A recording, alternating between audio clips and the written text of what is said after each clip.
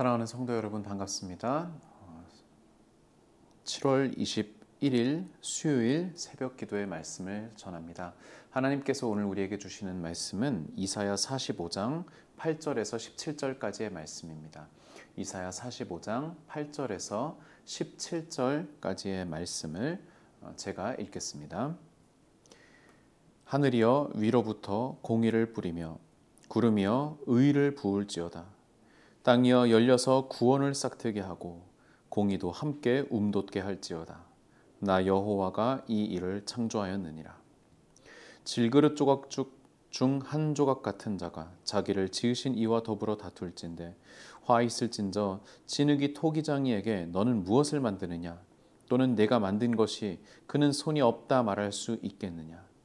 아버지에게는 무엇을 낳았소 하고 묻고 어머니에게는 무엇을 낳으려고 해산의 수고를 하였소 하고 묻는 자는 화 있을진저 이스라엘의 거룩하신 이 곧 이스라엘을 지으신 여호와께서 이같이 이르시되 너희가 장래일을 내게 물으며 또 내 아들들과 내 손으로 한 일에 관하여 내게 명령하려느냐. 내가 땅을 만들고 그 위에 사람을 창조하였으며 내가 내 손으로 하늘을 펴고 하늘의 모든 군대에게 명령하였노라. 내가 공의로 그를 일으킨지라 그의 모든 길을 곧게 하리니 그가 나의 성읍을 건축할 것이며 사로잡힌 내 백성을 값이나 갚음이 없이 놓으리라. 만군의 여호와의 말이니라 하셨느니라. 여호와께서 이같이 말씀하시되 애굽의 소득과 구스가 무역한 것과 스바의 장대한 남자들이 내게로 건너와서 내게 속할 것이요 그들이 너를 따를 것이라. 사슬에 매여 건너와서 내게 굴복하고 간구하기를 하나님이 과연 내게 계시고 그 외에는 다른 하나님이 없다 하리라 하시니라. 구원자 이스라엘의 하나님이여 진실로 주는 스스로 숨어 계시는 하나님이시니이다. 우상을 만드는 자는 부끄러움을 당하며 욕을 받아 다 함께 수욕 중에 들어갈 것이로되 이스라엘은 여호와께 구원을 받아 영원한 구원을 얻으리니 너희가 영원히 부끄러움을 당하거나 욕을 받지 아니하리로다. 아멘. 네, 오늘 우리가 함께 읽은 이사야 45장의 말씀 역시 이어 그 전날 우리가 함께 읽었던 45장의 앞부분과 같이 하나님의 사자로 택함을 받은 하나님의 기름 부음을 받은 고레스 왕에 대한 하나님의 그 말씀 그리고 하나님의 말하자면은 변호와도 같은 그러한 말씀이 이어지고 있습니다. 여러분 고레스가 누구입니까? 페르시아의 황제가 아니겠습니까? 그리고 그 고레스로 인하여서 그 고레스가 바벨론을 비롯한 중동의 여러 나라를 치고 통일함으로써 이스라엘 백성이 포로로 잡혀있던 이스라엘 백성이 노임을 받고 포로에서 돌아올 수 있게 되었습니다. 하나님께서는 이 고레스가 하나님의 기름 부음 받은 종이다. 비록 이 고레스가 직접적으로 하나님을 경외하고 하나님을 믿지는 않았을지라 하더라도 그 고레스가 하나님의 쓰임받은 그 종이며 그 고레스가 하나님께서 택하신 그 종이다 라고 그렇게 말하고 있는 것입니다. 그런데 여기에서 이 말씀을 읽는 우리뿐 아니라 그 당시에 이스라엘 백성들에게는 한 가지 의문이 들 수 있었을 것입니다. 사실 기름 부음 받은 자라고 하는 것은 히브리어로 바로 메시아, 이스라엘 백성을 그 속박과 압제에서 구원해낼 메시아, 하나님의 아들, 하나님의 기름 부음 받은 자, 그리스도와 같은 그런 존재인데 이스라엘 백성이 상상했던 그 메시아의 모습과 하나님께서 이사야 선지자를 통하여서 예언하신 이 메시아의 모습과 굉장히 다르단 말이죠. 사실 이스라엘 백성들이 상상했던 그 메시아의 모습은 말하자면은 굳이 생존했던 그 인물로 따지자면은 다윗 왕과 가장 일치했을 것입니다. 가장 앞장서서 하나님을 섬기고 하나님을 신뢰하고 하나님께 예배했던, 그러면서 전쟁에도 특출나서 모든 전투에서 승리했던, 그래서 이스라엘의 왕권을 회복시키고 그리고 모든 이방 민족을 다 물리쳤던 그러한 전쟁 그리고 예배의 그 군주로서의 그 다윗 왕과도 같은 그런 메시아를 상상했을 것입니다. 그러나 실제로는 어땠습니까? 고레스라고 하는 정말 듣도 보도 못했던 그런 이방 민족의 군주를 하나님께서 택하셔서, 비록 하나님께서 이 고레스를 통하여서 하나님의 뜻을 펼치시고 그리고 하나님의 말씀을 성취하셨을지언정 이 고레스가 그리고 하나님을 인정하고 이스라엘의 하나님을 찬송했다고는 하나, 그렇다고 하지만 그러나 뭐 할례를 받은 것도 아니고 이스라엘 백성의 그런 혈통에 있었던 것도 아니었던 그 고레스가 메시아다. 이 고레스를 통해서 이스라엘 백성이 구원을 받을 것이다. 이 고레스를 통해서 하나님께서 당신의 역사를 이루실 것이다 라고 하는 것에 대하여서 의문을 가지는 이들이 없을 수 없었다는 것이죠. 그래서 하나님께서는 이사야 선지자를 통하여서 이 고레스야말로 하나님께서 세우신 메시아다, 구원자다라고 하는 것을 변호하고 있는 것입니다. 8절, 하늘이여 위로부터 공의를 뿌리며 구름이여 의를 부을지어다. 지금 공의와 의와 땅에서 열리는 그 구원, 공의가 정말로 비와 같이, 폭포와 같이 그렇게 하나님께서 부을 것인데, 또 하나님께서 8절 하반부에 보시면은 이 일을 창조하였다라고 말씀하시는데, 이 모든 일이 역사의 우연 속에서 일어난 것이 아니라 하나님께서 창조하시고 하나님께서 계획하신 일이라는 것을 먼저 밝히고 있습니다. 그러면서 9절, 10절에서 어떻게 말씀하시냐 하면은 질그릇 조각이 토기장에게 어떻게 항변할 수 있겠느냐라고 물으십니다.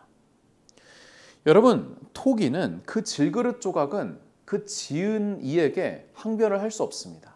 단지 창조하신 하나님께 찬양을 올려드리고 감사를 올려드릴 뿐, 이 토기장이에게 왜 나를 이렇게 만드셨소? 왜 나를 이렇게 볼품없이 만드셨소? 나는 이쪽에 뭐 입구가 있었으면 좋겠는데, 나는 이쪽에 손잡이가 있었으면 좋겠는데 왜 하나님께서는 나를 이렇게 만드셨소? 라고 그렇게 말할 수 없는 법입니다. 입 다물고 있는 것이죠. 또한 아버지에게, 자식이 아버지에게, 어머니에게 왜 나를 이렇게 만드셨소? 이렇게 태어나게 하셨소? 라고 그렇게 자식이 물어서는 안 되는 것입니다.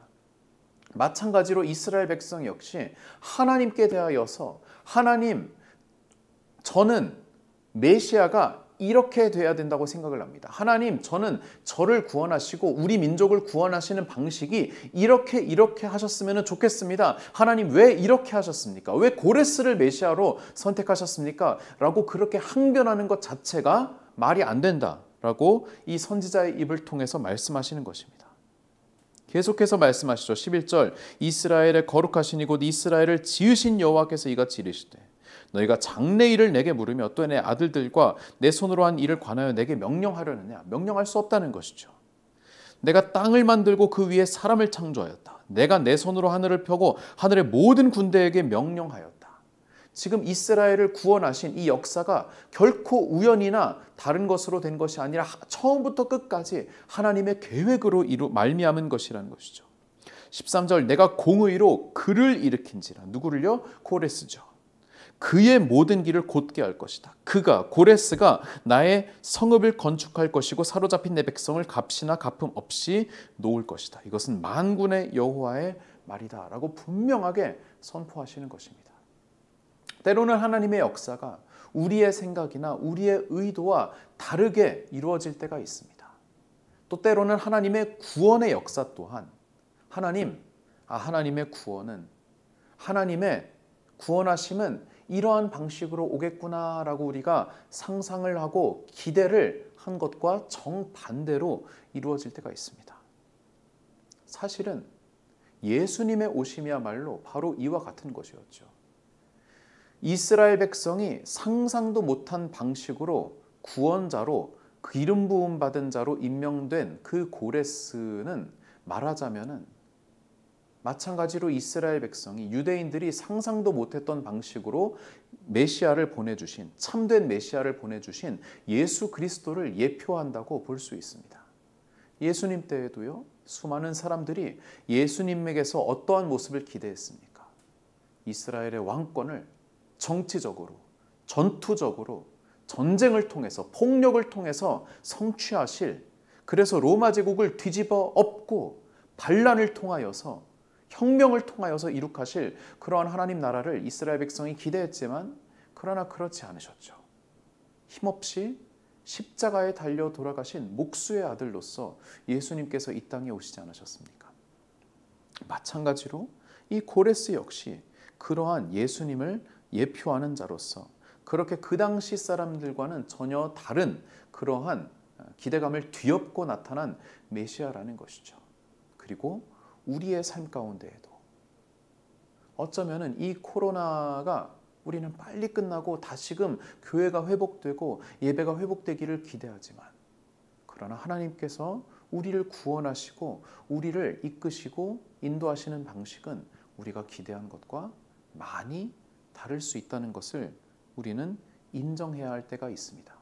마치 질그릇 조각이 토기장이에게 항변할 수 없는 것처럼 우린 때로는 우리를 구원하신 하나님의 방식이 우리의 기대와 다를지라도 인정하며 나아갈 필요가 있다는 것입니다.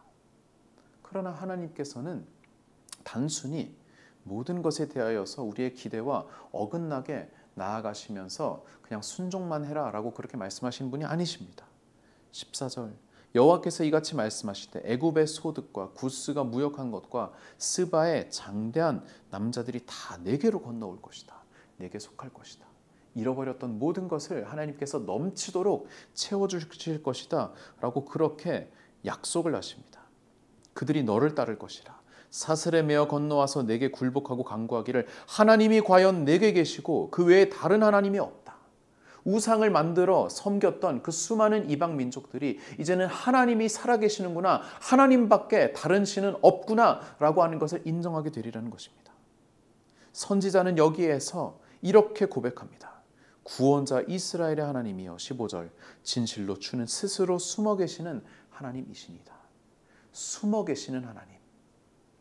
역사의 전면에 드러나지 않으시고 역사의 뒤편에서 그러나 모든 것을 성취하시고 구원하시는 하나님이시라는 것을 고백하고 있습니다. 하나님은 타의로 억지로 누가 숨겨놔서 숨어 계신 하나님이 아니라 스스로 숨어 계신 하나님.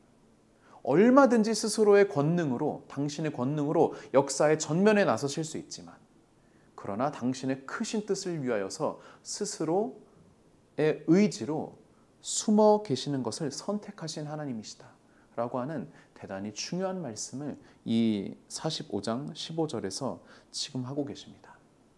사랑하는 성도 여러분, 우리 하나님은 그러한 하나님입니다.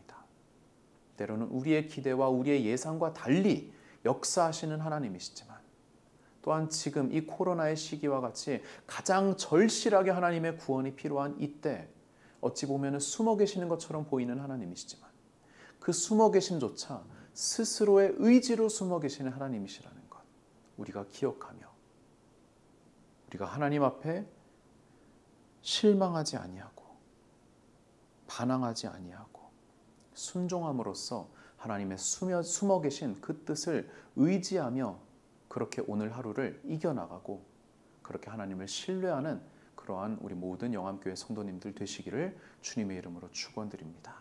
기도하시겠습니다. 사랑 많으신 하나님 아버지, 그렇습니다. 진실로 우리 하나님은 스스로 숨어 계시는 하나님이신 줄 믿습니다. 때로는 그 숨어 계시는 시간이 길고 고되어서 우리 마음 가운데 하나님에 대한 실망과 하나님에 대한 망각이 일어난다 할지라도 하나님, 그렇게 우리가 하나님을 저버리지 않게 하여 주시고 끝까지 하나님을 신뢰하며 나아가게 하여 주시옵소서. 하나님, 때로는 하나님의 구원이 우리의 생각과 우리의 기대와 다른 방식으로 역사할지라도 때로는 우리가 전혀 생각지 못한 사건을 통해 생각지 못한 방식을 통해 또 생각지 못한 사람 혹은 지도자를 통해 하나님께서 역사하신다 할지라도 순종하는 마음 우리에게 더하여 주시고 단지 우리는 우리가 서 있는 자리에서 하나님을 찬양하고 하나님께 순복하게 하여 주시옵소서. 그 시기를 이겨낼 수 있는 힘을 우리 모든 영암교회 권속들에게 허락하여 주시옵소서. 감사드리며 예수님의 이름으로 기도드립니다. 아멘.